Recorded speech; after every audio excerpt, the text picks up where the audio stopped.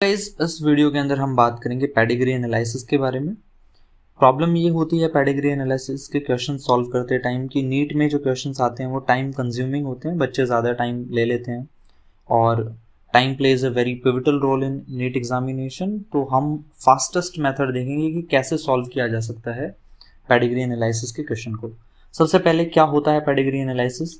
तो हम बेसिकली एक फैमिली हिस्ट्री लेते हैं पेशेंट से। फैमिली हिस्ट्री से मतलब कि भाई जो पेरेंट्स थे, ग्रैंड पेरेंट्स थे, उनके अंदर क्या क्या कंडीशंस थी, जेनेटिक डिसऑर्डर कौन कौन से थे, उस हिसाब से हम फैमिली ट्री बनाते हैं।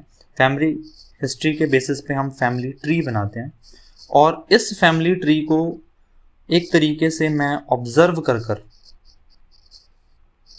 ये फाइंड आउट करूंगा कि कौन सी कंडीशन इस फैमिली में है या फिर ये कंडीशन जो है वो पास ऑन कैसे होगी, किस बच्चे में ये पास ऑन होने के चांसेस हैं। तो ये पेडिग्री एनालिसिस मेन जो क्रक्स है वो ये है कि मुझे स्टडी करनी है चार्ट्स की फॉर्म में किसी पर्टिकुलर जेनेटिक डिसऑर्डर को, इनहेरिटेंस जो शो कर रहा है ऐसा डिसऑर्डर। तो पेडिग्री एनालिसिस के लिए रूल्स मैं समझा देता हूँ आपको। सिंपल रूल्स का फॉलो करना है।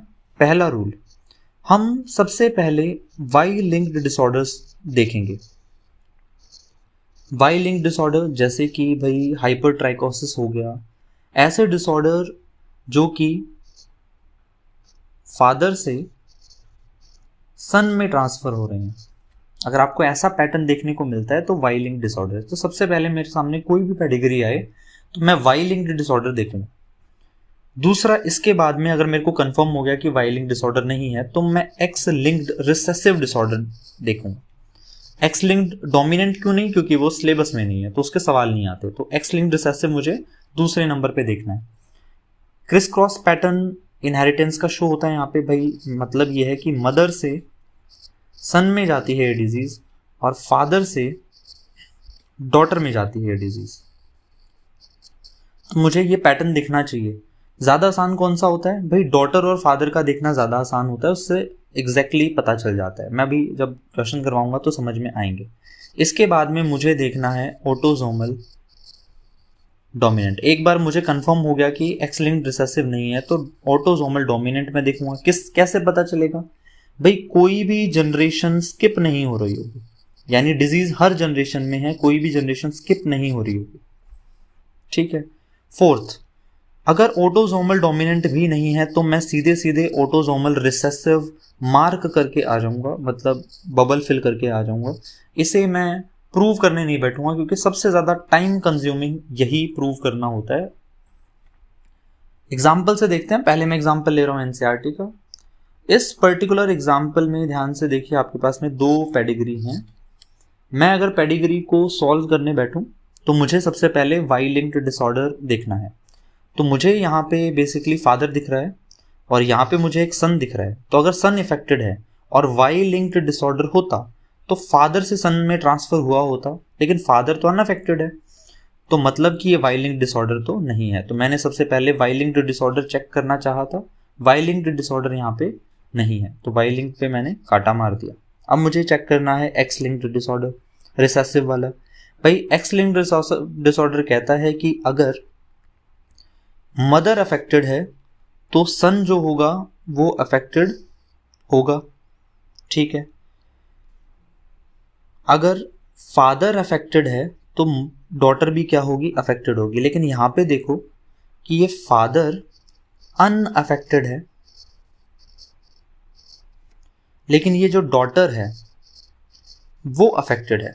कैसे पता चला? ध्यान से सुनना। अगर ये एक्स लिंक्ड रिसेसिव डिसऑर्डर तो इसमें ये वाली कंडीशन होनी चाहिए कि एक्स डैश का मतलब है कि ये जीन रिसेसिव वाला यहाँ पे है, तो ये होमोजाइगस कंडीशन में होना चाहिए। तो एक एक्स भाई मदर से आएगा, सही है। दूसरा ये वाला अफेक्टेड एक्स जो है वो फादर से आएगा। अब फादर में अगर ये वाली कंडीशन होती एक्स डैश वाली, एक्स डैश वाई, तो ये अफेक्टेड होता ना। मतलब ये है कि डॉटर अफेक्टेड है लेकिन फादर अनअफेक्टेड है। इसका मतलब ये है कि यहाँ पर एक्स लिंक्ड रिसेसिव डिसऑर्डर भी नहीं है। तो एक्स लिंक्ड रिसेसिव डिसऑर्डर भी यहाँ पे नहीं है। अब मैं चलता हूँ ऑटोसोमल डोमिनेंट की तरफ। ऑटोसोमल डोमिनेंट देखते हैं। ये एक पर्टिकुलर जनरेशन, इस जनरेशन में हाँ ये डिजीज देखने को मिली, ये पर्टिकुलर पेरेंट्स और इस जनरेशन में भी ये डिजीज देखने को मिली, तो हाँ मुझे ऑटोसोमल डोमिनेंट लग रहा है। और इस जनरेशन को देखोगे, अगर इसमें कोई पेरेंट डिजीज नहीं है तो बच्चे भी क्या है, डिजीज नहीं है। तो मेरा पूरा कॉन्फिडेंस है कि ये ऑटोसोमल डोमिनेंट होगा। ओके, बात करते हैं इस वाली डिसऑर्डर की पेडिग्री पे। तो यहाँ पे मैं सबसे पहले क्या चेक करूंगा, वाई लिंक्ड। मुझे फादर अनअफेक्टेड दिखा लेकिन सन अफेक्टेड दिखा, मतलब कि वाई लिंक्ड डिसऑर्डर नहीं है। इसके बाद में मुझे डॉटर अफेक्टेड दिखी लेकिन फादर अनअफेक्टेड दिखा। मैंने बोला था ना एक्स लिंक्ड रिसेसिव के टाइम पे कि फादर और डॉटर को देखकर समझना ज़्यादा आसान है। भाई अगर डॉटर अफेक्टेड है तो मतलब इसमें एक्स लिंक्ड कंडीशन है, तो एक्स डैश होना चाहिए।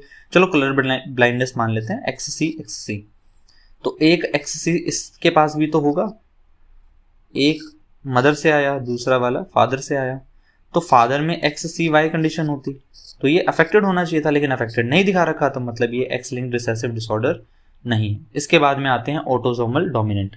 ये पर्टिकुलर पेरेंट्स कोई भी अफेक्टेड नहीं है लेकिन इनके बच्चे अफेक्टेड हैं, ऐसा हो ही नहीं सकता। भाई ऑटोसोमल डोमिनेंट में इनके अंदर जो एलील है, मान लो कैपिटल ए जो डिजीज कर रही है वो है, एक ही एलील काफी है डोमिनेंट कंडीशन के लिए, तो ये एलील एग्जैक्टली इन्हीं में से तो आई होगी, किसी एक पेरेंट में से तो आई होगी, किसी एक पेरेंट का तो यहाँ पे होना ही चाहिए था अफेक्टेड होना।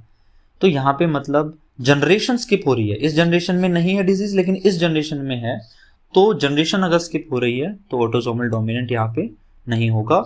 और लास्ट मैंने आपको बोला था कि अगर तीनों ही नहीं मिले तो आप सीधे ऑटोसोमल रिसेसिव मार्क करके आ सकते हैं। 99% केसेस में नीट लेवल पे जो क्वेश्चन आते हैं उनमें ये तरीका बहुत बढ़िया तरीके से काम करता है। ओके, अब एक क्वेश्चन मैं एक्सरसाइज का यहाँ देख लेता हूँ। इस तरीके की वैरायटी वाले क्वेश्चन भी देखने को मिल जाते हैं एग्जाम में, तो ध्यान से समझना इन्हें। भाई एक पेडिग्री दे रखी है, इन्होंने पहले ही बता दिया कि सिकल सेल एनीमिया की है। So what is sickle cell anaemia, किस टाइप का डिसऑर्डर है? ये एक ऑटोसोमल रिसेसिव डिसऑर्डर है। इस ऑटोसोमल रिसेसिव डिसऑर्डर की पेडिग्री मेरे को यहां दे रखी है। अब मैं अगर इसे ध्यान से देखूं तो ये पूछना क्या चाहता है कि जो आरबीसी है पेरेंट्स की वो कैसी होगी।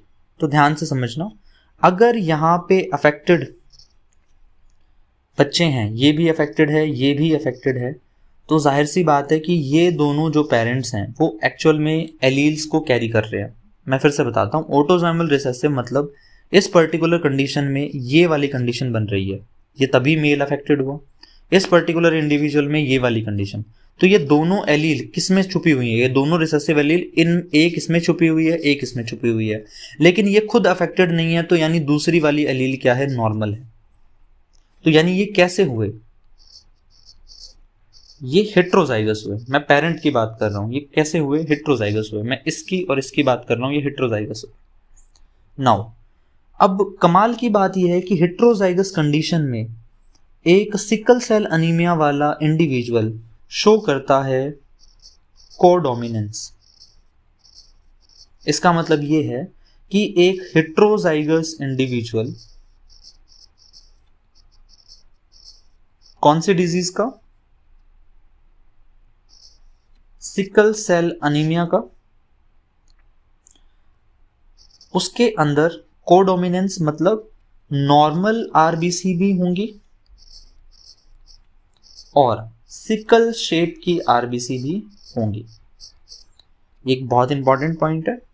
तो यहां पे both normal and sickle shaped RBC मुझे इन पेरेंट्स में देखने को मिलेगी।